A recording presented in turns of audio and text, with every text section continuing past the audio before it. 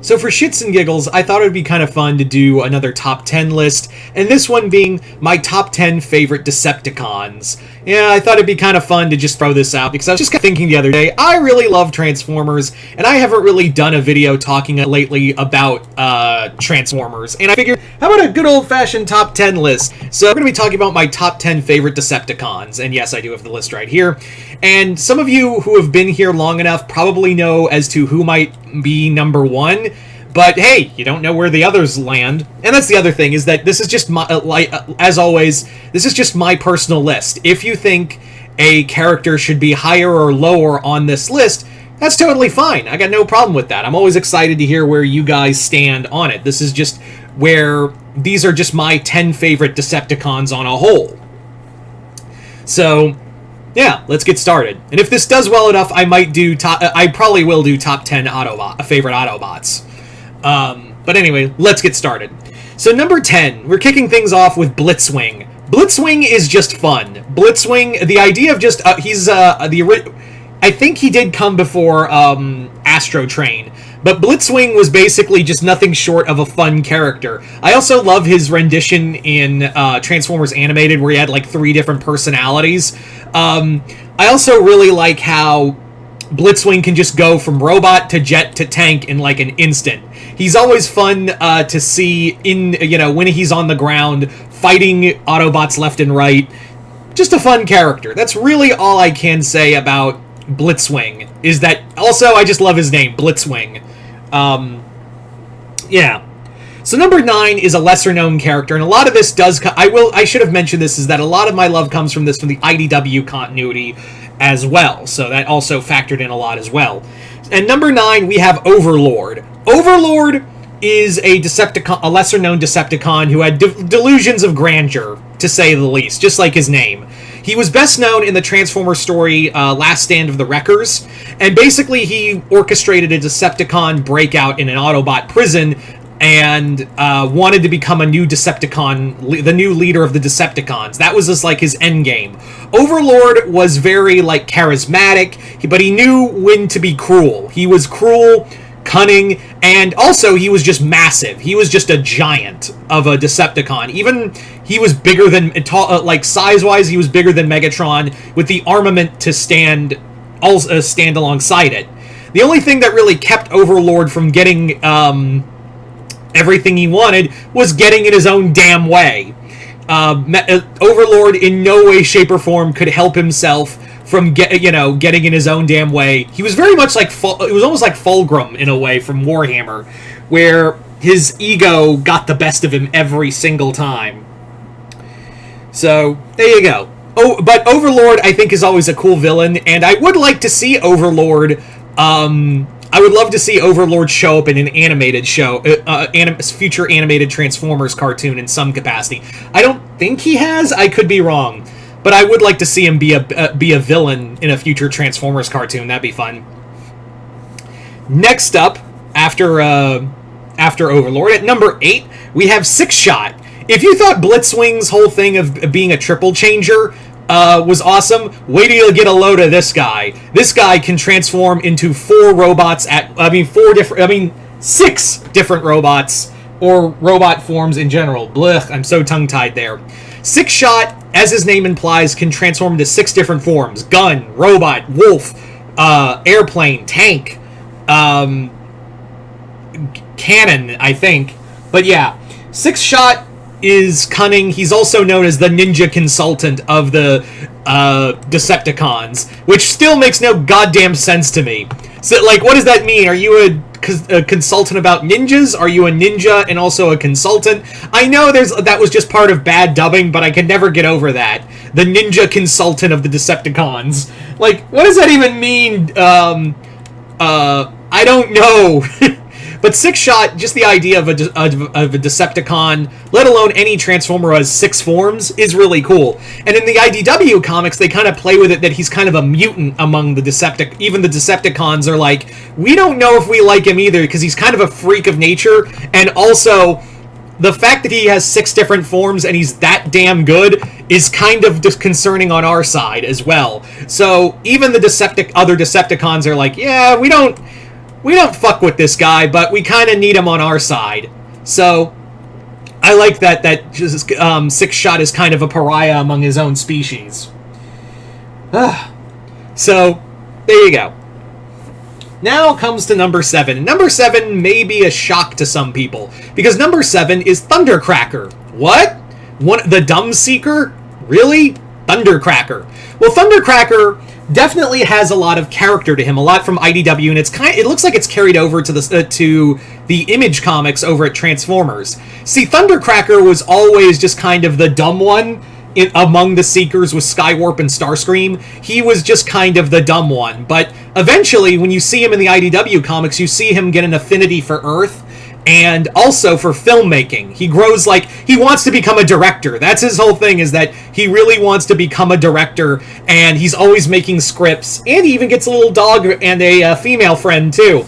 Thundercracker just is a fun character, seeing that he's not like typical Decepticons, where he's a soldier and he knows what he's doing, but at the same time he's like, this all feels kind of pointless. The war got to the point where he was even questioning everything and just kind of wanted to have his own little piece, and in the IDW continuity he did.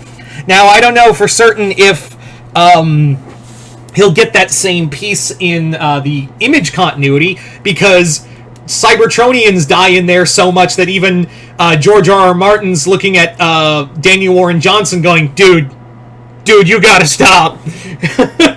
But that's the thing, is that Thundercracker is we see that before. There's a moment where Thundercracker is he's got this Navy ship captain, and he's like, please, I have a wife and daughter, and he's like, fucking sure, leave, just don't talk about us. And then Soundwave killed them all, just to cover their tracks, and he's like, why'd you do that? He's like, we can't have our, we can't risk exposure from these organics, and he's like, sure, yeah.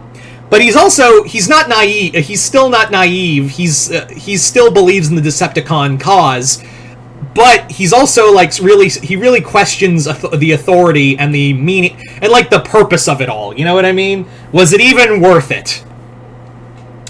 Anyway, so next up, Scorponok, and I'm not talking Beast Wars Scorponok. I'm talking, Headmaster Scorponok. Scorponok definitely had if you want to talk about delusions of grandeur, like I did with Overlord, Scorponok had that in spades. Scorponok was all about being a businessman and a ruler. Dude was basically almost like a Lex Luthor type character, only he could turn into a giant robot scorpion and kill people.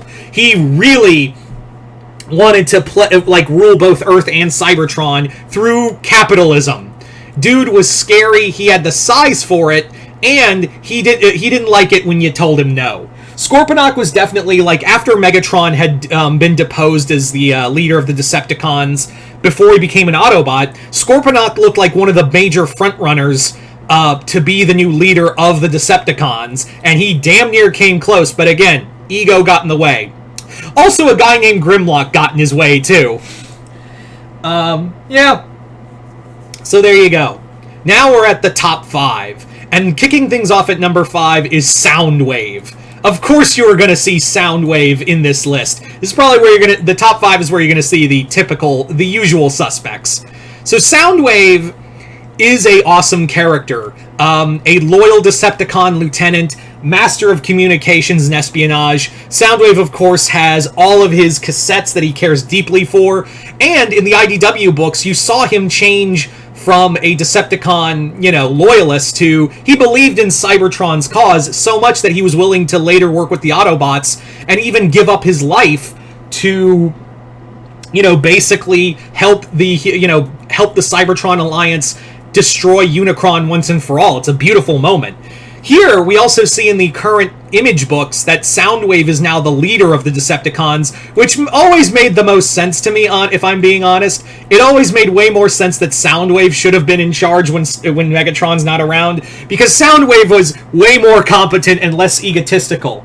He's also pragmatic. Soundwave is also pragmatic. He's also incredible. He also knows when and where to pick a fight. He's all about calculations and everything else. Everything goes for the Decepticon cause in his and in Megatron's name. Anyway, so there you go. Number 5. Now at number 4, we go to a real creep show, and that is Tarn, leader of the Decepticon Justice Division. Tarn is nothing short of a monster. This dude is even feared by other Decepticons. This guy is nothing short... he only wants one thing, and one thing only: to punish Decepticons who have abandoned their post, have given up on the Decepticon cause, or worse, join the Autobots. You are so fucked if Tarn and the Decepticon Justice Division have you in their sights. They care nothing than punishing you. They've even hunted Megatron after, he gave up the Decepticon cause. Tarn is becoming a quickly more popular character. He is brutality incarnate. He gets off of hurting others, and he's just nothing short of a sadist. Tarn is terrifying. He doesn't want power. He just wants pain. And that's what makes him so scary, is that he's such a fanatic for the Decepticon cause that he doesn't want to be a leader. He wants to inflict pain on others just for the cause itself. So, there you go. Tarn at number 4. Now we come to number 3, Shockwave. If you want to talk about monsters among the Decepticons, look no further than Shockwave. What can I can't even list all of the things Shockwave has done in both animation and comics to properly tell you how much of a monster he is. Even probably the scariest Decepticon in Cybertronian history. Shockwave created the Dinobots. He also created he helped mold Dark Energon. He time traveled back in time to become to mask himself as a Prime and commit all of these atrocities, only to prove a point that religion is stupid. And that's barely the tip of the iceberg when we talk about the atrocities that Shockwave has committed. He's a cold bastard. He's a monster run by logic, and even then, some of his logic is just so goddamn askew that you really are terrified of him. Excuse me. Yeah, so Shockwave, there you go. At second place, Megatron. Megatron, of course. Do I have to say anything else? Megatron, the leader of the Decepticons, one of the greatest villains ever, has gone from one-dimensional villain to one of the most complex characters, both as a hero and a villain. Remember, there was that Autobot arc as well, that even so much so, they basically used that for a Transformers TV show. Megatron is an amazing character and a great warrior, and just all around, when you think Transformers, one of two Transformers come to mind.